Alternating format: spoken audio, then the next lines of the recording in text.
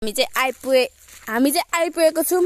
यो चारकोसे जङ्गल हो जुन हामी अहिले के भन्छ चारो खोज्न आएको सुँगुरको लागि आलुजार।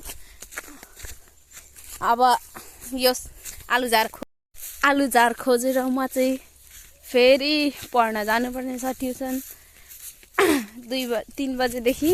सो अनि छिटो छिटो गरेर अब जाने। हाम्रो जङ्गल यस्तो छ। यता पर चाहिँ माछा मारिरहेछन्, हेर्न सक्नुहुनेछ। कहाँ जुम पनि हुन्न त हौ। त्यहाँ पर है ऊ देख्नुभयो नि मान्छेहरू हो, तिनीहरू माछा मार्दैछन्।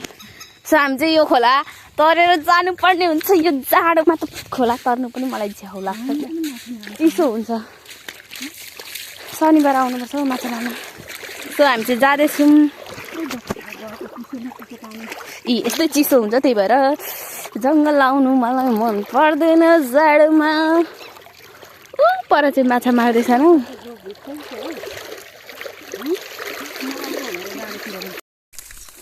जङ्गल। सो फाइनली हामी जङ्गल आइपुग्यौँ।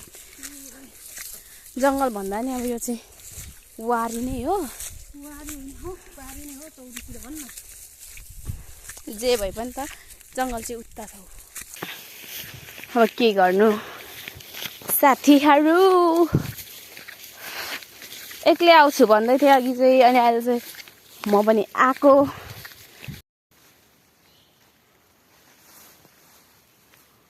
त्यहाँ पर बादर पनि हिँडिरह गाइज।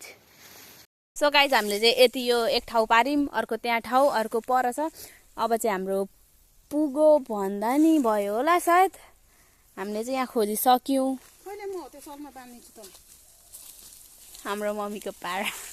फाइनली अब हामी चाहिँ घर जान आँटेको। मम्मीले भारी लाउनु हुँदैछ, मेरो भारी यहाँ रेडी भइसकेको छ।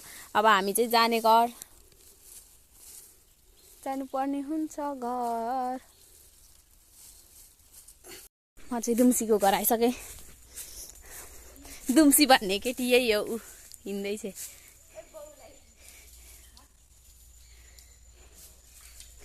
भर्खर जङ्गलै गएर आएको, फेरि यसले मलाई जङ्गलै कुदाउँदैछ उसको बाख्रा खोज्न।